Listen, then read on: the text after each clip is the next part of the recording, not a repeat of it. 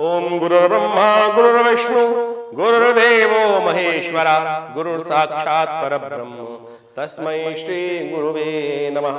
नमस्कार, स्वागत है आपका आचार्य वाणी में। मैं आचार्य डॉक्टर विक्रमादित्य आपके साथ हूं। धनु राशि वालों, आपके लिए कैसा रहेगा समय 1 मार्च से लेकर 10 मार्च के बीच में राशिफल कैसा रहेगा? देखिए, समय तो परिवर्तन हर क्षण होता है और परिवर्तन का जो योग बनता है वो कैसा रहेगा आपके लिए, यदि हमें पहले से पता हो तो हम उसके अनुरूप आपको तैयार कर सकते हैं, अपने आप को तैयार कर सकते हैं। हर रोज देखते हैं ना अपने मोबाइल में निकाल कर आजकल कि आज बारिश होने वाली है, गर्मी कितनी पड़ने वाली है, सर्दी कितनी पड़ने वाली है, और फिर बहुत बार बारिश हो जाती है और बहुत बार नहीं होती है। तो बहुत बार नहीं होती है तो आप क्या परिवर्तन कारण समझते हैं आप कि कारण है क्या हुआ कि परिवर्तन, हवा इधर से उधर हो गई, उधर से इधर हो गई, कुछ और परिवर्तन हो गया तो बादल कहीं और उड़ के चले गए। क्या हुआ? प्रभाव प्रकृति का। यहां कुछ भी स्टैटिक नहीं है, सब परिवर्तनशील है। आपके जीवन में भी ग्रहों की घटना कहां आपको उठा के कहां ले जाएगी, कहां आपका एक छोटा सा कर्म, सदकर्म आपके कष्टों को दूर कर देगा और कहां एक छोटा सा दुष्कर्म आपके जीवन में भयावह स्थिति उत्पन्न कर देगा, वो आपको समझना चाहिए। ग्रह कहां आपके मनोमस्तिष्क को परिवर्तित कर रहे हैं। तो धनु राशि वालों, समझो आपके लिए ग्रहों का खेल किस प्रकार से चल रहा है। 1 तारीख की बात करें तो 1 तारीख के लिए चंद्रमा बड़े अच्छे स्थान में है आपके लिए, तो ग्रहों की स्थिति दिखाती है कि आपके लिए बड़ा अच्छे योग बनते दिखाई दे रहे हैं। केवल आपको आलस्य को त्याग कर अपने काम के प्रति लगना है। धनु राशि वालों के लिए सारी समस्या यह है कि विचारों में दृढ़ता नहीं आ पा रही है। अभी भी 7:30 ही खत्म होने के बाद आपके मन में यह विचार चल रहा है कि क्या करूं, ऐसे होगा कि नहीं होगा। जब कई दिनों तक लंबे ताप पड़ता रहता है ना, तो व्यक्ति क्या होता है, नेगेटिव हो जाता है। एक बच्चे को पढ़ता था व्यक्ति और उसका टीचर लगातार फेल करता था, फिर प्रयास करता था, तो धीरे धीरे उसके मनों में ऐसा हाल हो गया 2-4 साल बाद, अरे मुझे तो फेल ही होना है, मैं तो पास होऊंगा ही नहीं। उसके टीचर ने उसको मोटिवेट करने का कभी प्रयास ही नहीं किया। जब वो उसको सब्जेक्ट आ भी गया तब भी उसके मन में भाव था कि नहीं, मैं तो फेल ही होऊंगा।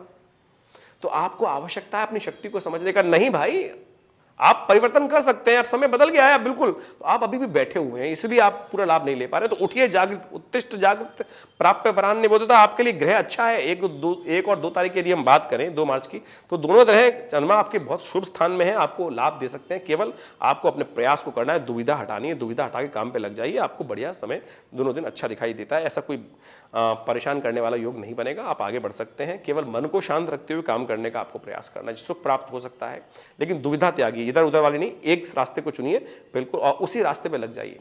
दोनों रास्ते सफलता बन जाते हैं, लेफ्ट और राइट दोनों रास्ते पे सफलता बन जाते हैं। एक लंबा हो सकता है, एक छोटा हो सकता है, तो चिंता ना करें, लगिए काम पर। ग्रह दिखा रहे हैं कि आपके लिए ग्रह सफलतादायक है, लाभ के योग बनेंगे, चिंता ना करें, आगे बढ़ने का प्रयास करें। 3 तारीख को चंद्रमा परिवर्तित होगा और चंद्रमा परिवर्तित होगा सुबह 8 के करीब 57 मिनट पर। यह आपके लिए थोड़ा सा भारी रहेगा।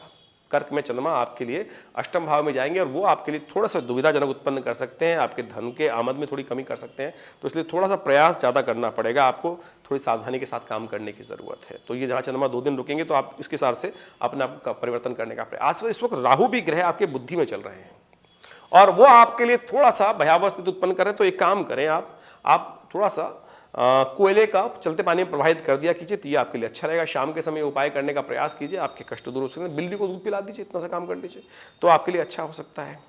तो आप समझे आपके ग्रहों की चाल किस प्रकार की है, क्या कष्ट देने के योग बना रहे हैं। तो आपके लिए एक अच्छी बात ये बताएं कि आपके इन दुष्प्रभाव को, जब 3 तारीख को चंद्रमा परिवर्तित होगा उस दिन एकादशी है, तो आप एक काम करने का प्रयास कीजिए। अमल की एकादशी है उस दिन भगवान विष्णु के मंदिर में जाकर सुंदर तरीके से भगवान को या एक काम करें, आप केले का पूजन करने का प्रयास करें। केले का आपको घर में पेड़ हो तो थोड़ा सा जल लेकर केले पे डाल दीजिए, थोड़ा हल्दी मिलाकर जल में भगवान को अर्पित करने का प्रयास करें। ओम ग्रांग ग्रीं ग्रौंग से गुरुवे नमः, ओम नमो नारायण, इस मंत्र का जप करते हुए केले का पूजन कर लीजिए। थोड़ा हल्दी वहाँ पर अर्पित कर दीजिए या हल्दी का दान कर दीजिए। देखिएगा आपके ग्रहों के अनुकूल चंद्रमा भी आपके सही से रास्ता देने के योग बना देंगे। जल का दान आपके लिए बड़ा श्रेष्ठ रहेगा।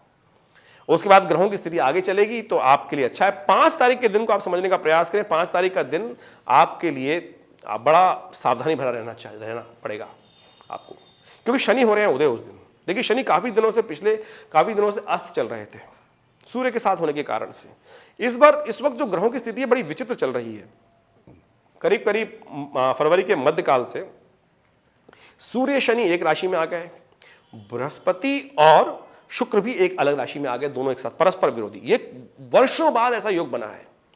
1965 में भी इसी प्रकार का योग बना था, उसके बाद युद्ध हुआ। तो ऐसा दिखाई देता है कि पूरे विश्व में कोलाहल वाला योग बन सकता है, परस्पर विरोधी घटनाएं घट सकती हैं, धर्म अलग अलग पंथ के लोग आपस में भिड़ सकते हैं, ऐसा योग बनता दिखाई दे रहा है। रोष आक्रोश लोगों के मन में उत्पन्न हो सकता है। तो आप सावधान होकर रहें कि आपके घर में, आपके कुटुंब में इस प्रकार का योग ना बने, क्योंकि आपका संसार भी छोटा सा कुटुंब है, आपका परिवार है, आपका बिजनेस है, व्यवसाय स्थल है, वहां पर कहीं ना इस प्रकार का भाव हो तो उसको शांत रखना आपके लिए परम आवश्यक है। इसलिए एक काम करें, शनि के जागने से पहले एक उपाय कर लीजिए।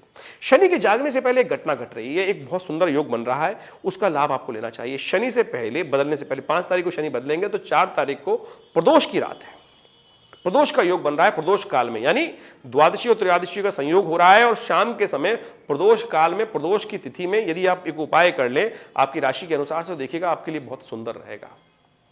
केसर दूध में डालकर उसका भगवान शंकर से अभिषेक कर लीजिए, भगवान शंकर का अभिषेक कर लीजिए उस जल दूध के द्वारा। केसर डालकर भगवान उसको मत लीजिए और उसके बाद उस दूध के द्वारा ओम नमः शिवाय या विशेष तौर पर ओम हौं जुंग सह या ओम सद्यो जातम प्रपद्यामि सद्यो जाताय वही नमो नमः भवे भवे नाति भवे भवस्य माम भवोद्भवाय नमः। ये सद्योजात मंत्र चमत्कारी मंत्र है।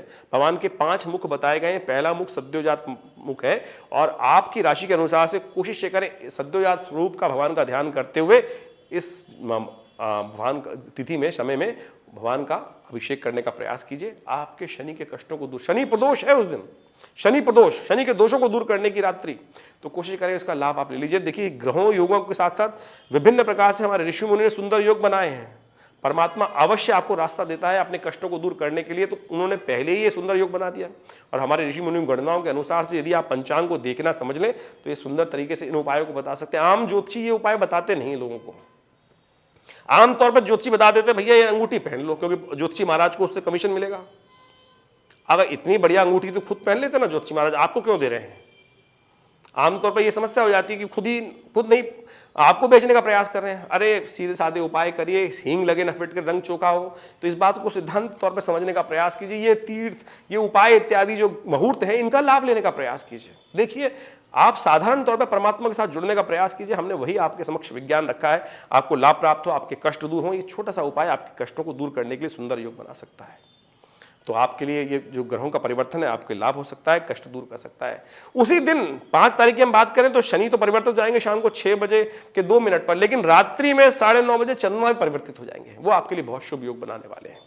आपके भाग्य में जाके बैठेंगे, शनि को सामने देखेंगे और भाग्य से यदि एक बात समझ लें, सूत्र क्या दे रहे हैं, 5 तारीख और 6 तारीख को चंद्रमा वहीं विद्यमान रहने वाले हैं। कह रहे हैं कि जितना व्यक्ति धर्मात्मा रहेगा, धर्म कार्य करेगा, धर्म से जुड़ेगा, उतना भाग्य जगाने के रास्ते बता दूंगा। यदि भाग्य को जगाना चाहते हैं, 5-6 तारीख में लाभ लेना चाहते हैं, 6-7 में जिस प्रकार का योग बन रहा है, तो बहुत सुंदर तरीके से धर्म से जुड़ने का प्रयास कीजिए। हम इस कार्यक्रम के माध्यम से आपको ग्रहों का स्वभाव से, ग्रहों के योगा योग से कैसे आपको लाभ लेना है वो आपको समझाने का प्रयास करते हैं। हम भी वही करते हैं। हम भी तो व्यक्ति हैं, हमारे जीवन में भी कई बार कष्ट आते हैं, उनको ठीक करने के लिए क्या कर सकते हैं, तो इन्हीं का उपाय करने का प्रयास करना चाहिए। तो समझे 6 और 7 तारीख में जिस प्रकार के ग्रहों का योग चल रहा है, भाग्य से बहुत सारे रास्ते बन सकते हैं, लाभ लेने के योग आपको प्रयास करने चाहिए। 6 तारीख को सत्यव्रत है, उस दिन कोशिश करें भगवान की आराधना करें और भगवान सत्यनारायण का पूजन कर लें, वो आपके लिए बड़ा शुभ रहेगा। 7 तारीख की जो दिन है वो बहुत ही चमत्कारी है। 7 मार्च वर्ष में एक दिन आता है, होलिका महारात्रि का दिन। यह दिन चमत्कारी है, यह दिन है आपके घर के कष्टों को दूर करने का। कई बार आपने देखा होगा, एक अनुभव की बात आपको हम समझाने का प्रयास करते हैं। कई बार आपने देखा होगा, कई बार घर में घुसते हैं, दिन भर थक के आते हैं, व्यक्ति अपने परिश्रम से अपने घर का निर्माण करता है, अपने छोटे से बड़े से कैसे भी घर में रहता है, उसको बड़ी श्रद्धा से इसलिए सुकून से बनाता है कि मैं कभी सुकून से यहां रहूंगा, आनंद से रहूंगा। अपना व्यवसाय स्थल बनाता है, अपनी दुकान बनाता है कि यहां से अर्चन करूंगा और धन का उपार्जन करूंगा, अपने परिवार के लिए, अपने बच्चों के लिए सुख का मार्ग प्रशस्त करूंगा। लेकिन होता क्या है, कई बार क्या होता है कि व्यक्ति के हीन भावना से कई बार गलत लोग आ जाते हैं आपके जीवन, को पता भी नहीं चलता। आपके घर में, आपके दुकान में बहुत सारे अनेक प्रकार के लोग पूरे वर्ष आते रहते हैं। ये होलिका महारात्रि वो दिन है कि जब उनकी हीन भावना, उनकी दृष्टि, उनकी नजर, उनके जो नेगेटिव एनर्जी हो गई है आपके घर में विद्यमान, क्या समझे, मैं आपको समझाऊं और ज्यादा। तो कई बार हम घर में घुसते हैं तो सब कुछ मूड बढ़िया था, घर में बढ़िया, आज घर में ये करेंगे वो करेंगे, और घर में जाते ही कष्ट, क्लेश। घर में जाते ही विचारों के लोग अलग अलग, सब वही है, सब चाहते हैं घर की उन्नति हो। आपकी माता भी चाहती है, आपके पिता भी चाहते हैं, आप भी चाहते हैं, बच्चे भी चाहते हैं घर की उन्नति। कौन चाहता है? आपकी पत्नी भी तो चाहती है घर की उन्नति हो, उनको ही सुख मिलेगा। लेकिन फिर क्या होता है कि सामने आते ही फिर घर में या दुविधा में, व्यवसाय में, फिर आपका एम्प्लॉय जो है वो भी यही चाह रहा है कि मालिक उबड़ेगा तभी मैं बढ़ूंगा। लेकिन क्या होता है, कई बार दुकानों में तो बहुत होता है हीन भावना। कारण क्या है? कारण यह है कि आपके घरों में, आपके जीवन में बहुत सारे लोग आते हैं, अच्छे भी होते हैं, खराब भी होते हैं। कई तो आशीर्वाद देके जाते हैं और कई बुरी नजर लगा के जाते हैं। यह है नेगेटिव एनर्जी। वाह लाला जी, आपने तो बहुत सुंदर घर बना लिया है अपना, अरे देख के मजा आ गया। मजा नहीं आ गया, आपका भंटा बैठा दिया। गलत हीन भावना वाला वो व्यक्ति था, लगा गया नजर, चलते हुए व्यवसाय को कर गया ताला, बंद कर गया। फिर आप घूमते रहिए। उसने इतना सा बोला नहीं। आपने छोटा बच्चा देखा है, जब गोद में था छोटा बच्चा या आप परिवार में, अरे बड़ा सुंदर है, बस उस दिन रोना शुरू कर दिया बच्चे ने और रात्रि में सोया नहीं। दादी ने कहा, अरे भैया नजर लग गई फला की, इसको वो टीका लगाते थे ना, आंख का निकाल के काजल टीका लगा देते थे नजर बचाने के लिए, बड़ा सुंदर है नजर ना लगे। क्यों भूल गए आप? यही तो वो है कष्ट। तो ये होलिका की महारात्रि का जो रात्रि है, ये कष्टों को दूर करने की रात्रि है। अब क्या उपाय किया जाए? तो धनु राशि वालों, आपकी राशि के अनुसार से हम आपको उपाय बताने का प्रयास कर रहे हैं। आप इस उपाय को करिए, देखिए आपके कष्टों को दूर करने का योग बनेगा अद्भुत प्रकार से। बेसन का लड्डू आपको मिल जाएगा, बेसन का लड्डू। तो कोशिश कीजिएगा बेसन के लड्डू को आप अपने घर में, अपने कमरों में थोड़ी थोड़ी देर के लिए रख दीजिए। होलिका रात्रि से कुछ 2-3 दिन रात्रि पहले कटोरी में रख के या किसी प्रकार में रखकर वो अपने घर में रख दीजिए। या हल्दी की गांठ मिल जाएगी, उसको रख दीजिए।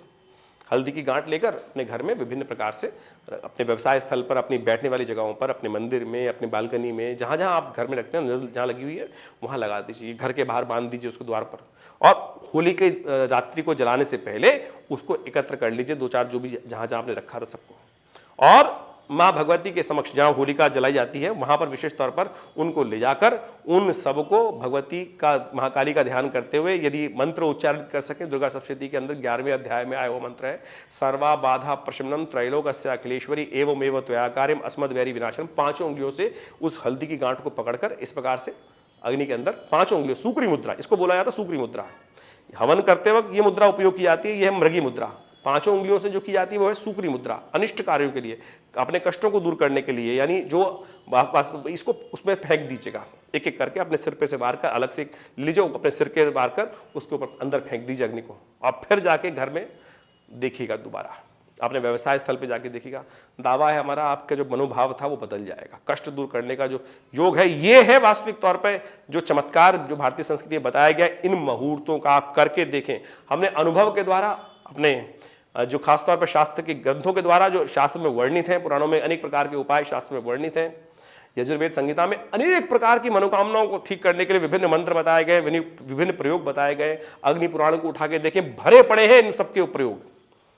आपको उन सब का लाभ लेने का प्रयास करना चाहिए। हमने उन सब का ग्रंथों का अवलोकन करके आपके समक्ष कुछ उपाय इस चैनल के माध्यम से रखे हैं। आशा करते हैं इन दीपावली महारात्रि, होलिका महारात्रि, इन शुभ मुहूर्तों में आप इनका लाभ ले सकते हैं।